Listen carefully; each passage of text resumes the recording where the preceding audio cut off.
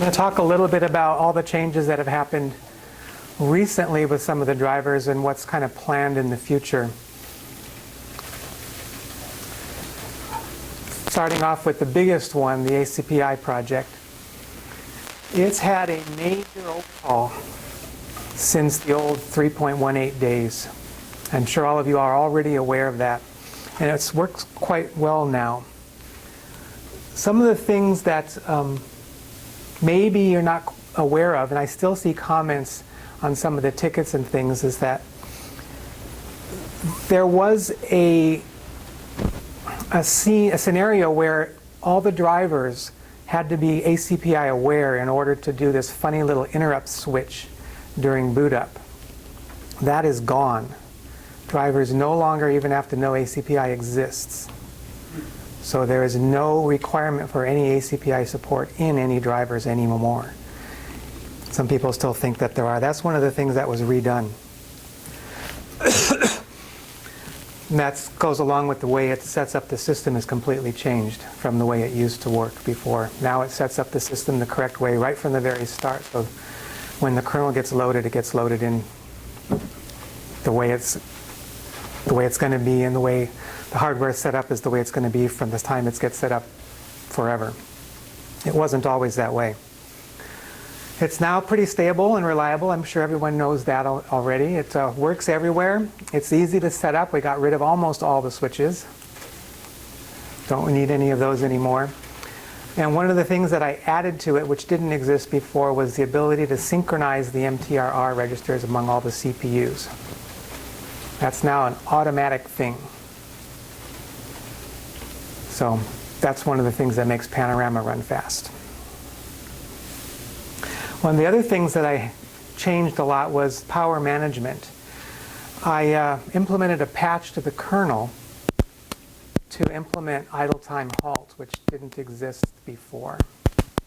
What the kernel used to do before is just spin in a loop, waiting for things to do, which of course burns lots of power, gets hot.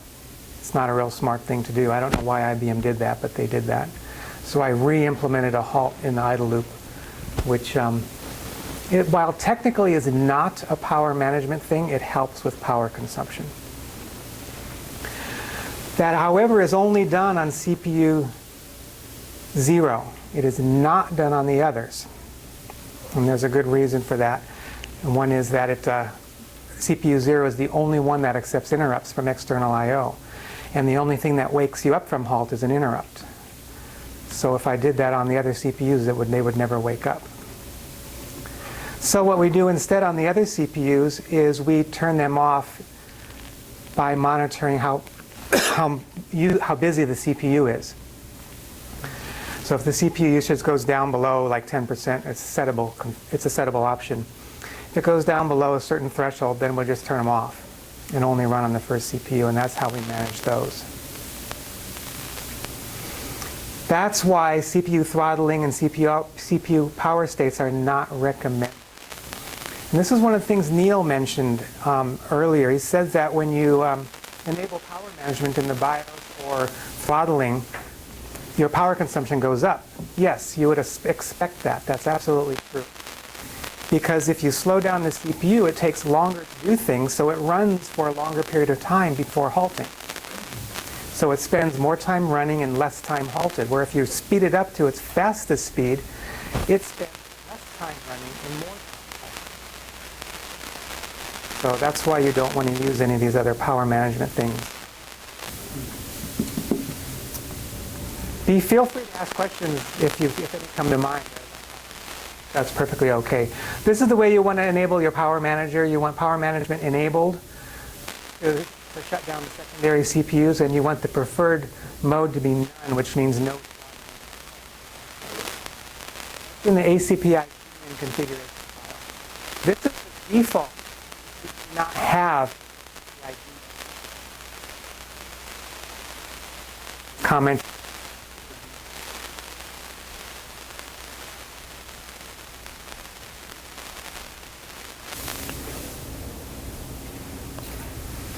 In the future, well, not very many bullet items here because it's pretty stable and pretty good.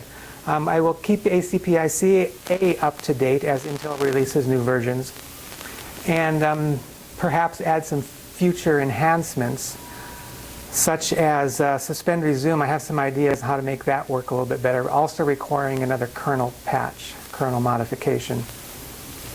How do you patch the kernel? The way I do it in the PSD is I patch it in real time. I mean, since the PSD gets loaded after the kernel, I just find the spot in the kernel and rewrite it. Patch in a pointer to my code and branch back. And when you do it that way, then you don't have to worry about any copyright infringements and stuff like that by having a new kernel published. Right, we're not publishing a new kernel. Right, you're doing it real time. And we can do that because we don't have to deal with new kernels coming out frequently. We're kind of stuck with what we have. Panorama is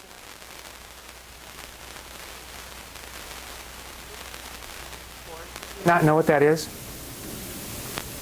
Should have said so on slides ago when I said it. I added that to the PSD. Well, when you said you can ask questions at any time, I forgot what actually those four letters were. MTRR, memory type range registers. They are the registers in the CPU that determines what type of memory, or how a certain chunk of memory is to be used. We have several of these registers, and each of them defines a block of memory, and it tells the CPU how it can access that chunk of memory. And the reason this is video controllers is because you can map the video right combining. So that means it will, as you write multiple things to a section of memory, the processor will cache these before actually writing to it. So you actually do less external memory operations that way, and that's how you get your performance. The operations are done in cache before they're combined in cache before they're done to the external memory. Yes. Effectively for video stuff. PAT support is similar to MTR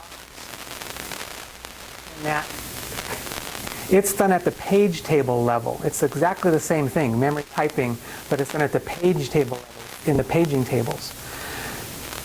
It has the same effect on performance improvement. However, its scope is a little different.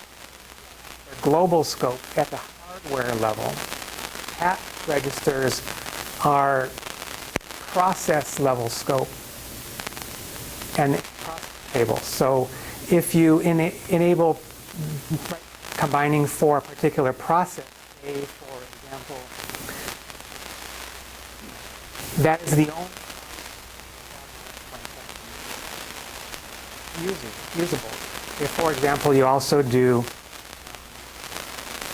something else that talks to video memory, it will not use those same PAT registers. It will use its own virtual page table registers. Something like what's a Dart? Dive. That's like Dive. It does not Panorama. It acts as its own private page table pointers to the physical memory. So turning by Panorama will not affect Dive. So that's why we use MTRRs first and PAT secondary. SMT support in Panorama, mainly having to do with setting the MTRR register. I added custom resolution to Panorama. I'm sure everybody already knows that. It used to be you had to have separate widescreen enablers. I basically combined all of that in an automated custom resolution support module inside Panorama, where it will actually read the screen resolution from the screen itself and configure that into a screen object. So you can select it if you want.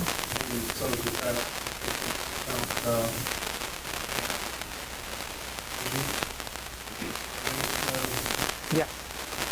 It will work for both types of ATI chips and 3 types of Intel chips, probably. Only 2 have been tested. And I tried working on NVIDIA, but it just takes time because I have to disassemble the BIOS and find the patch points.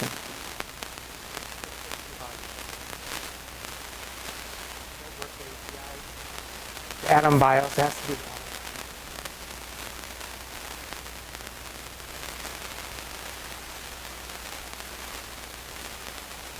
where it will actually save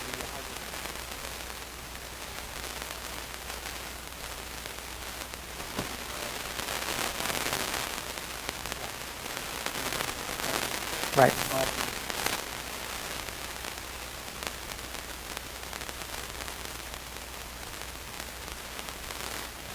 It should work. AMD used a much more intelligent mechanism for MTRRs. They're in the processor and they're always at the same place.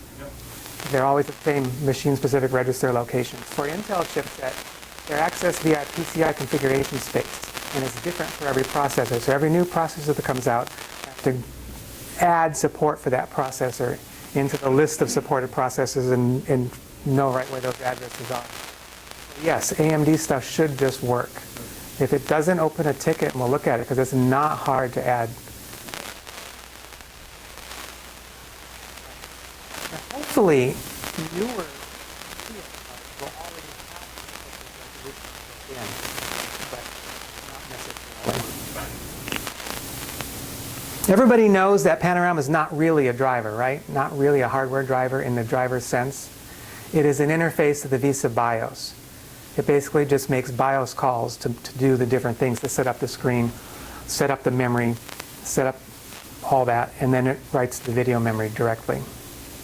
So it's not, doesn't have the capabilities that real video drivers would have.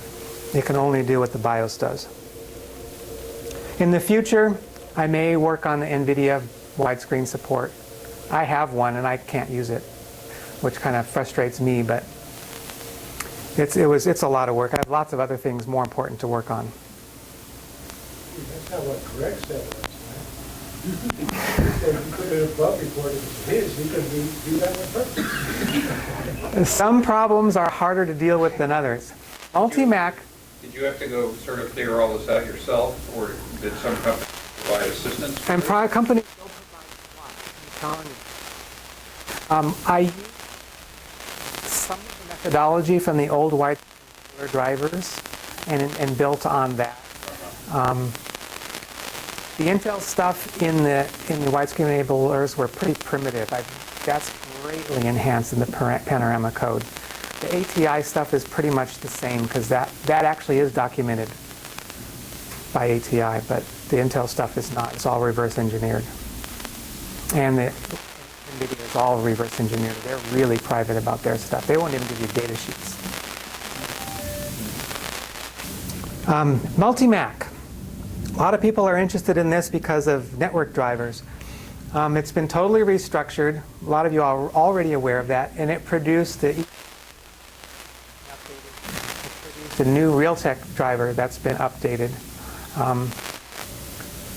Both of these are kind of out of date now because Linux drivers have moved on and the hardware's moved on, but they're pretty good. I'm working on a new version, completely redone version of MultiMac, which will make it even easier to port stuff. I started working on the Intel wireless driver and the Broadcom drivers and decided I needed a new framework to make those easier. It was just way too much work. And it's hard to do updates because these are true native OS2 drivers. Some people think that MultiMac's a wrapper of some kind. This is not true. These are natively compiled native OS2 drivers. And by doing that, what we do is we take the Linux drivers and pull out the pieces that talk to the hardware and put them in a framework that has the OS2 interface to the kernel. So what we end up with a 100% native OS2 driver out of that. But that process is a manual process. And my new version of the MultiMac project, I'm hoping, or I'm designing it to be much easier to make that work. Much, much easier. So hopefully you'll be seeing that and the results of that in a few weeks to a month or so. Hopefully. I'm pretty far along on that. USB, another biggie for people. As of version 10.191, the USB AHCI drivers, HC stands for host controller drivers. Yes, this is the lowest level of drivers. This is the stuff that actually talks to the hardware. They split into two branches. The branch Lars is working on and still has the 10 dot numbers. He kind of experimented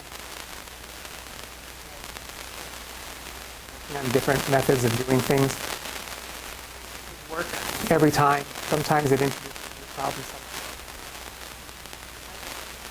What I call reliable numbers 11. Unfortunately, we should renumber them a little bit late. So 10.192 and 10.192 were minor releases. And I've pulled those off the server. Dot versions, they are exactly the same, just been renumbered. We're now up to 11.5, whichever. And these are a bunch of QA testing. They incorporate many of the improvements that Lars does. Basically, I watch everything that he does and puts into his stuff and works on, and I pick and choose the things that I think are stable and reliable and necessary and incorporate them into the 11 dot versions. I also have fixed several things that are not in his versions, and for some reason he hasn't pulled them in. Some of them he has. I also validating new releases, and I run that before I release a new version of the 11 dot drivers. In fact, they go through the full suite of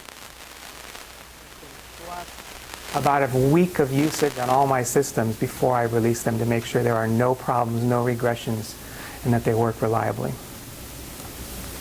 What's the world of USB? It's like many hardware vendors with different implementation. It's really, as far as the HC drivers go, the host controller drivers, there are only three. There's the EHC, the UHC, and the OHC. And then now, of course, the USB 3 ones, which we don't have yet, which is XHC. But the hardware vendors that produce those, are they? They're supposed to all be compatible with each other. And are they? For the most part, but not exactly. Sometimes there's quirks. And that's one reason. I'll take a side note here. A lot of people ask me what hardware they should get. And I find that if you go with the really low-end hardware, you're much more likely to get incompatible hardware. You're much more likely to have hardware that's not quite compatible. Where if you go with the higher-end stuff, you're more likely to get compatible hardware that's going to work better for you. That's why almost everybody in here has a ThinkPad. Those are pretty reliable, pretty standards-compliant stuff. Where if you go with something like Acer, you're talking probably not compliant at all, and you're probably going to have tons of problems with it.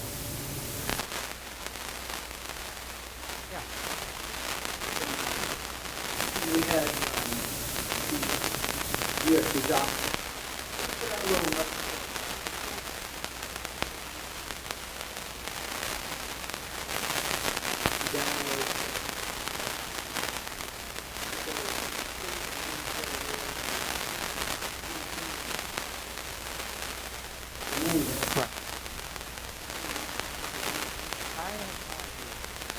That, I don't remember whose product that is. That has nothing to do with the USB stack. Well, it's only in the USB. I mean, I understand. It's an application that somebody wrote. I don't. Did anyone know who? Right, it did. I think it did. It's an application that runs. This is like any other app. It is. The USB dock. That name shows up. When the thing that shows you that it's attached, that thing will show you the name if it's one of those things that people. Oh, the USB written. So, an application. It's just an application. And The old one that came with you is with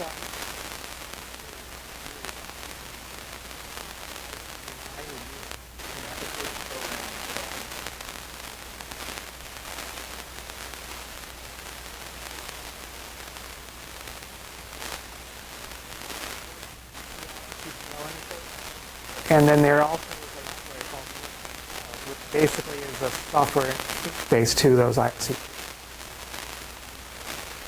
And that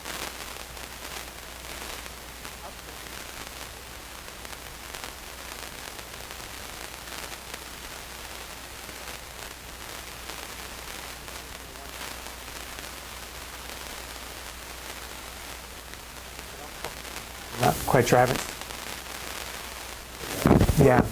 Yeah, it's gotten better. Where are you getting that?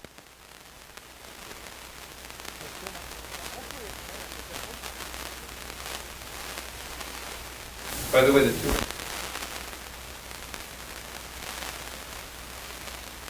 Right. Yes, the USB drivers have been updated. The last beta was released. In fact, I've started adding some new drivers to the distribution. Will not need flash drivers. It's one level up from the HC drivers. Like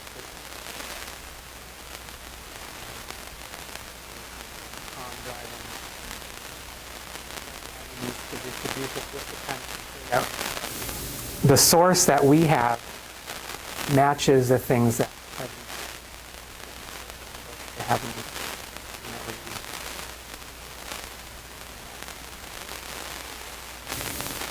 And one of the things that I did is I fixed the PL2303 support. I have several of those. Thing for me, wanted those to work. what, PL2303 at USB converter. That'll have better chances of using USB-based wireless media, wireless broadband. It's possible. All somebody has to do is write the driver. It's a class level driver for it. If something doesn't already exist, I mean, something may exist that's kind of written for a different device, and maybe modify it for something that's more current. But that's always possible, but now we're getting the cleaner base, the cleaner HC stuff. It's much more reliable. That the started working much better. That's the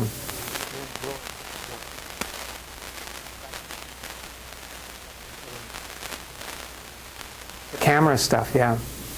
I actually got a camera so I could do the testing on that, and it does work. Next, let's see if I do anything. Yes, so everybody knows the 10 dot versions are different than the 11 dot version. It's the 11 dot versions that are going to be in ECS. Still acquire the 10 dot versions if you want to try them out. They're on Hobbs, I believe, if you want to try them.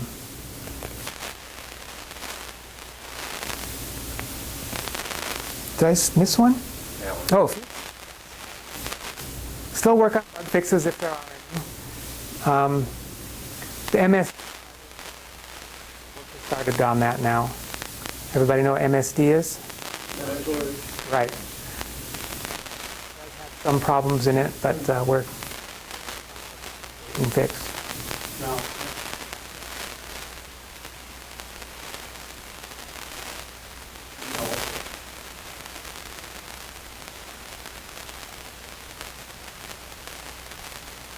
No, MSD is the mass storage device class driver for USB. okay, Yes. just, Handled specifically for USB.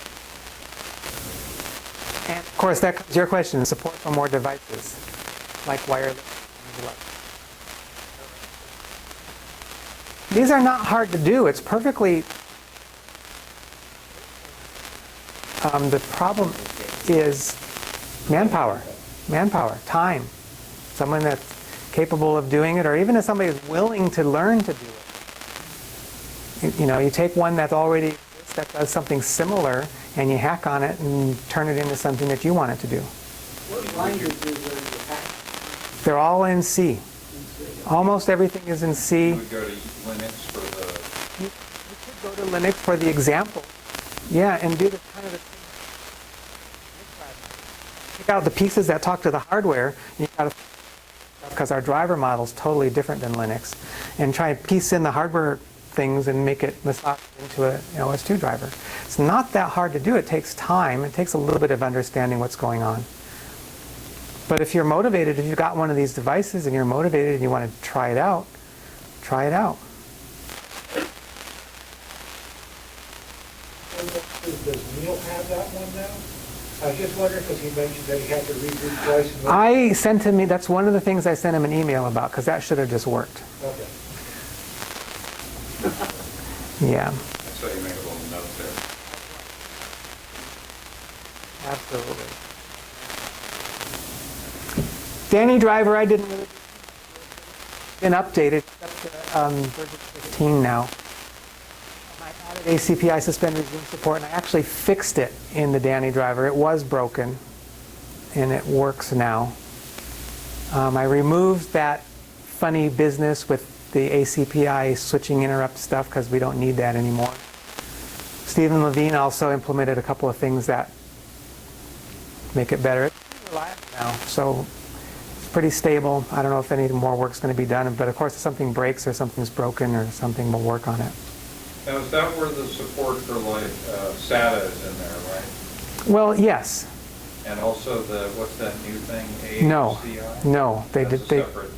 For some reason, they didn't add that as a module to this. They wrote a separate driver, but that's what we have.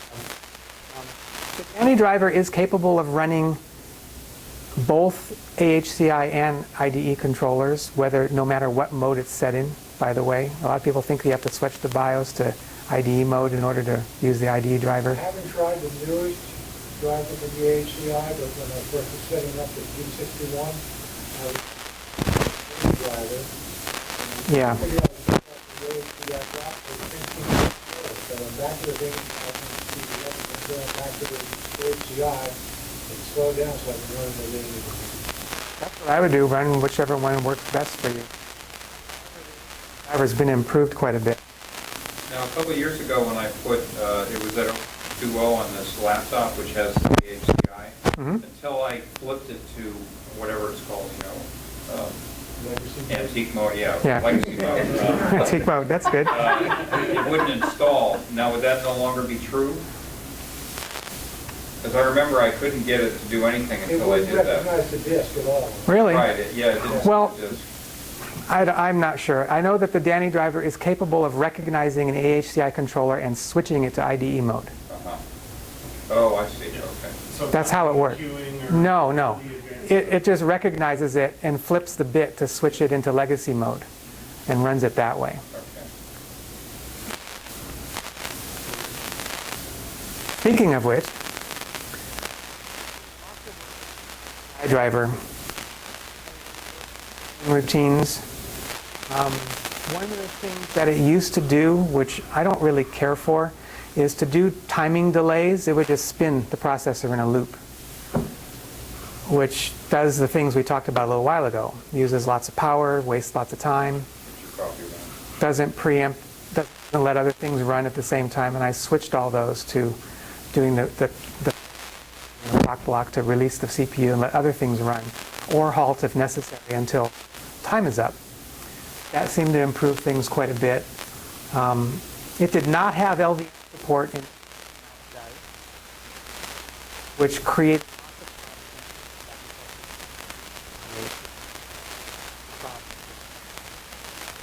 things. This the Danny driver, if you're running in this mode? Yes, it's one or the other. If you have all AHCI hardware, then you don't even need the Danny driver. Okay. If this is loaded first. That would be the normal way. If you don't have any AHCI hardware, then you don't need this driver. If you have both, then you need them both. And the way that you should load it, the AHCI driver first, it will claim whatever it can. The Danny driver will come in and claim whatever's left over. Whereas if you do it the other way, the Danny driver will claim whatever it can, and then the AHCI driver comes second, will claim whatever's left over. And if there's nothing left over, then won't load, it won't be used. Now, in the AHCI driver that we have, that supports, what is it, NLQ? Yes, Queuing and I stuff? believe with a switch it does. Okay. I don't think that's turned on by default. I'm not sure why. I didn't originally write this driver. I took it over and fixed it up after. I forgot what I was just going to say. You asked a question about...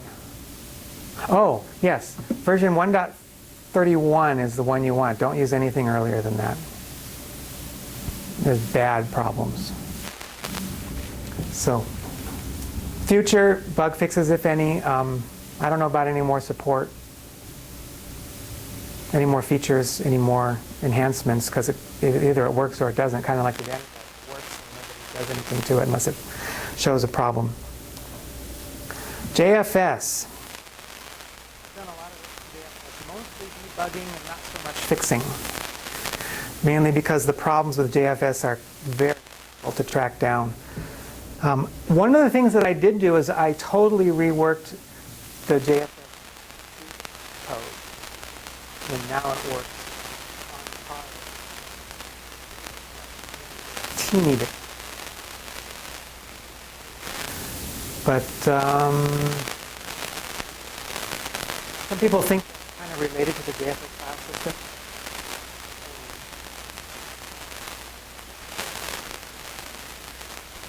These last three things are the things that I'm working on now. Driver, working on as I browse. There's a problem with the log code.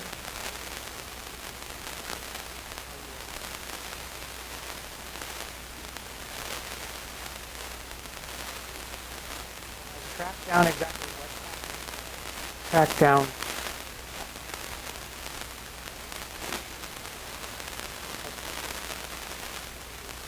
Wow.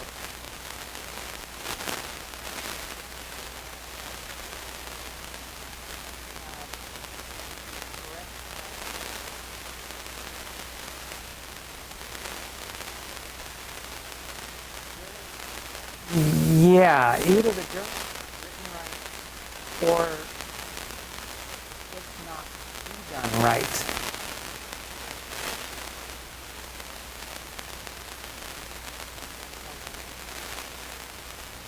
You don't catch it.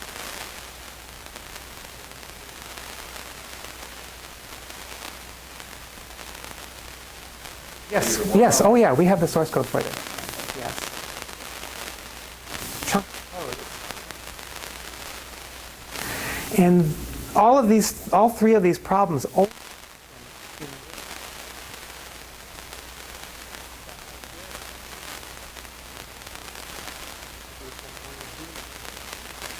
is how I fixed the log redo problem. I didn't fix it. I found what exactly happened and immediately used DFC to capture an image of the disk and everything so that I could reproduce it and do it again.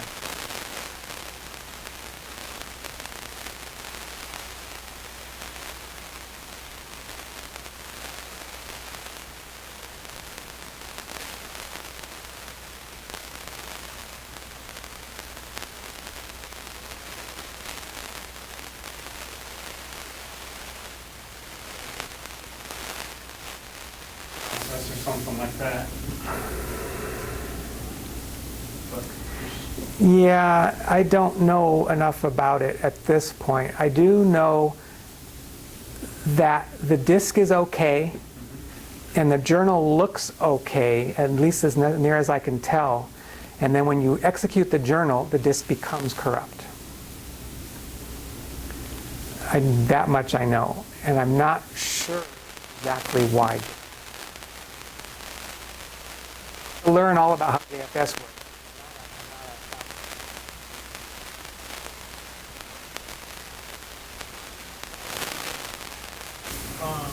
Posted.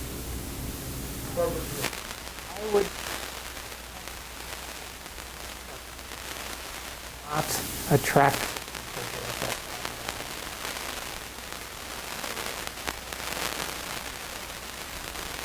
But is there a track for it? Are you, at other boot issues of JFS. For instance, we have a couple of bugs open. A couple of us running servers with SCSI. Bootable JFS will not. So, for instance, my web server boots ACFS. My data bar is different. That's how I run all my systems. Real tiny boot volumes.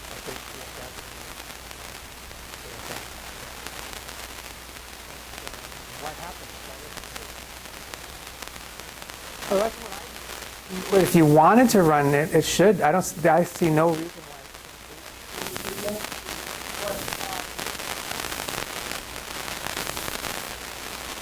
I have a steady system in my test lab I can try it out. I don't. Is it,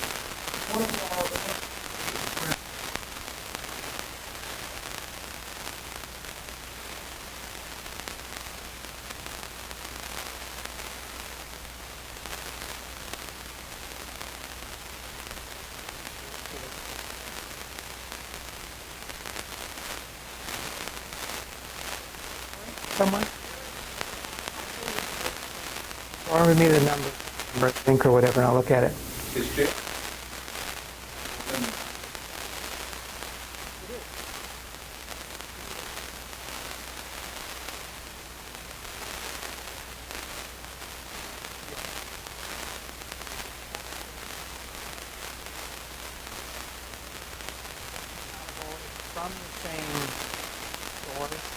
From the same origin.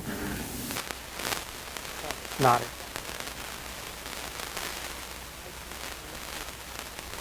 No, it does not.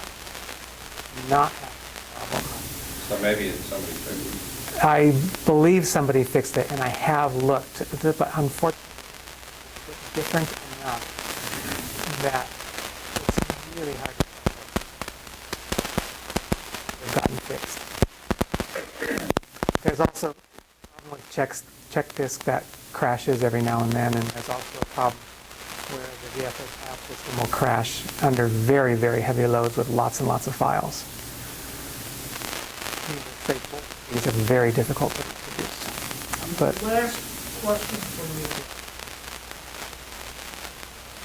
Way to map a balloon in JFS.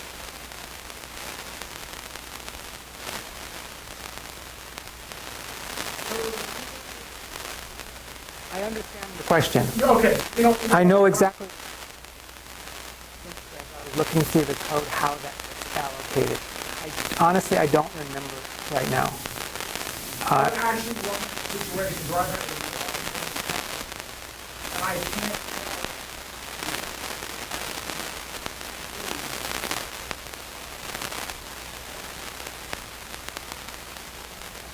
Got it.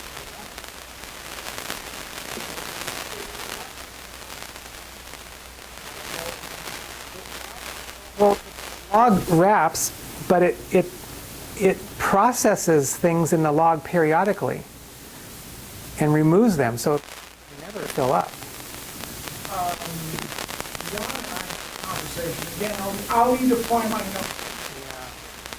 Once, but unfortunately, on a mail server that's running MDIR for email with thousands and thousands of files. Oh, you could get filled up before the checkpoint is done. Well, yeah, I mean, I need to know what's been zapped. Right. That's what I was concerned about losing. I see. I'll find that conversation. Yeah. There are answers to that question, but I just don't know them off the top of my head.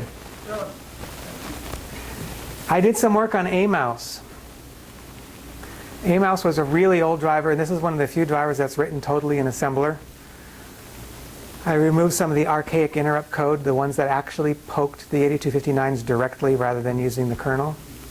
I removed the unneeded SMP parameter because it did nothing, and fixed suspend resume support in it. Actually, what the SMP parameter did is it told the AMouse driver not to poke the 8259s directly. since I took all that code out, there's no need for the SMP parameter anymore. Because everybody knows you're not supposed to poke the hardware directly from it. Yeah. Yeah. The interrupt hardware is the kernel's responsibility, not the driver's responsibility. Okay? Future on that, I have no idea. How about converting it to 6? Is there any possibility? Why?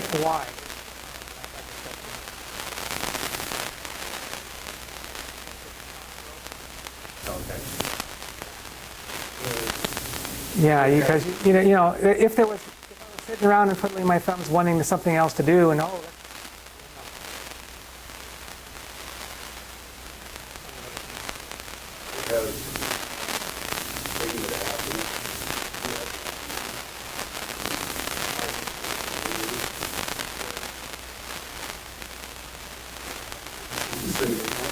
So I have to think. I can't even imagine how one has to do with the other. I always thought it was the containers that were broken until Stephen told me, no, it works fine with the single mouse driver. I have no idea how that's even related. Except for the fact that a mouse driver interfaces with PM, and there's settings in the mouse driver that will change what kind of messages it passes PM when you scroll. Yes, so look, you can probably go into, it's probably a defect in the A-mouse DLL, which, see, A-mouse has the ability to switch what type of messages it passes to PM. It'll either send it keystrokes or it'll send it window messages. The keystroke probably works, the window messages are what's probably broken. Yeah, and that's exactly. So you can switch it to use the keystrokes instead, and it'll probably work. Yeah. Yeah. There have been several problems with the IBM keyboard driver, which got fixed. There was an interrupt handler bug. I added suspended resume support. I know what the problem is. Good. It's signed in, they're unsigned. That's very likely. That's very likely. Very likely. I know what to look for. I can probably look for that. And I fixed an intermittent boot problem.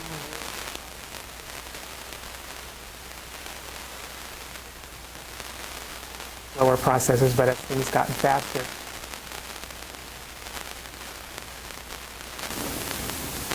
Future? I have no idea. It depends if anything's broken.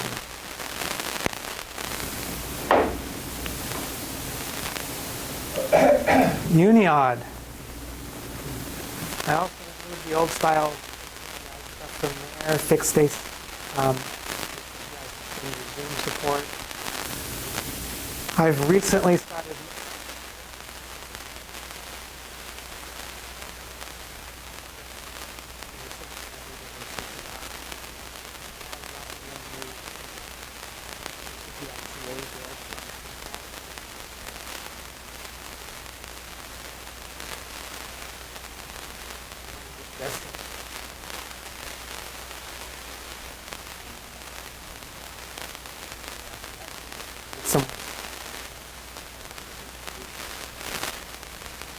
my brain fried doing everything. I have a question. Yeah. Every once in a while, I boot this computer and the Uniauth doesn't load. But reboot.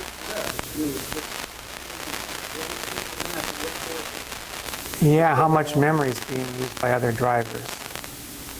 Okay. That would be one thing. Use the debugging. Use the retail version. I believe. Is there a difference? I don't remember. I worked on that. Good question.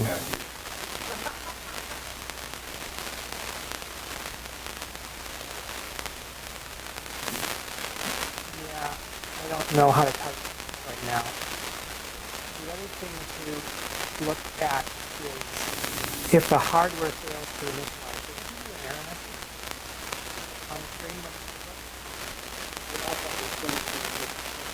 The other thing would be the other hardware fails to start up properly. It would basically say it can't run it. That's probably more likely.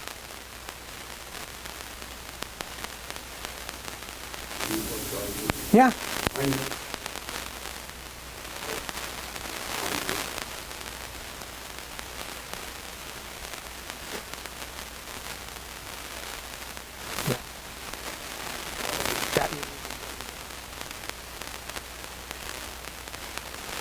No, that was fixed afterwards. The latest keyboard drive. The latest keyboard driver, keyboard.sys.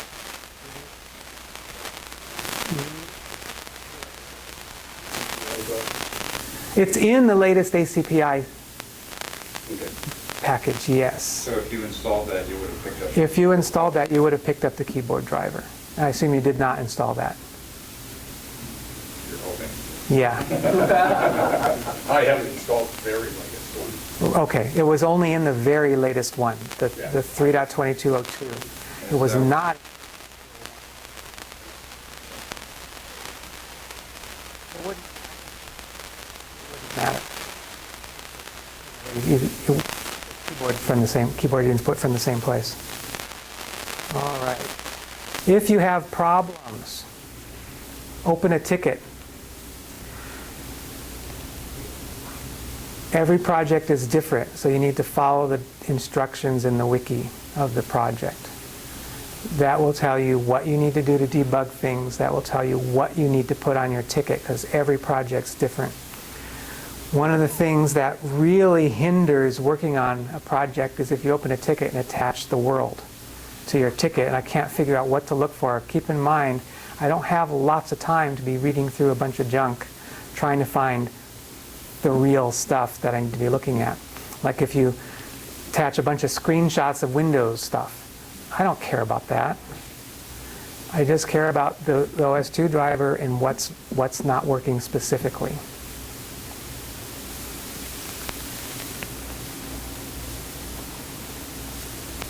Also, if you post stuff in email lists, forums, news groups, I will never see it. I do not have time to look at those things, and that's not the place for support.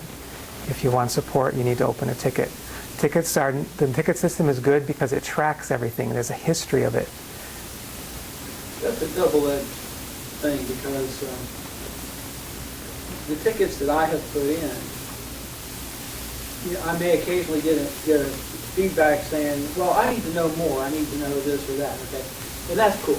But I've never received information telling me how to help, how to get it fixed, a workaround or anything. Yeah, one of the things I've tried to improve on all the projects I do. Yeah. I've tried to update the wiki with a troubleshooting guide, and this is what you need to do, and this is how to fix certain problems, and what works, what doesn't work, and also what type of information you need to attach to your ticket.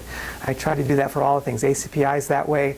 I recently did the USB wiki, the MultiMac wikis that way. All the ones that I work on are that way. And I always try to get back with people if there's a problem that there's a workaround for or something, or ask for more information. Make sure you respond to those requests when they happen. In your packages, do you include the URL for the wiki? Yes, always. I just couldn't remember. Always. Put your ACPI on there. Yeah, it's there.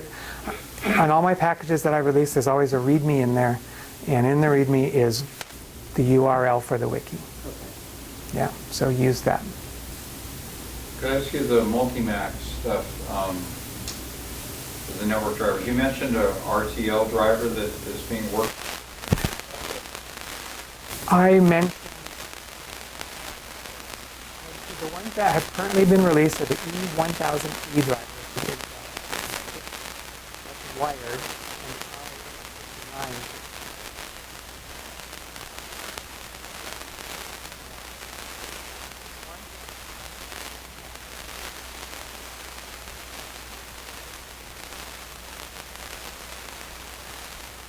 the Broadcom wire. Look at others. If it's a real simple driver, they can be ported pretty quickly. Unfortunately, both the Intel wireless driver and the Broadcom driver are not simple drivers. What about the Realtek? Haven't looked at a Realtek wireless driver. I'll have to see if there obviously, or there must be one in the Linux code. I'll have to look at it.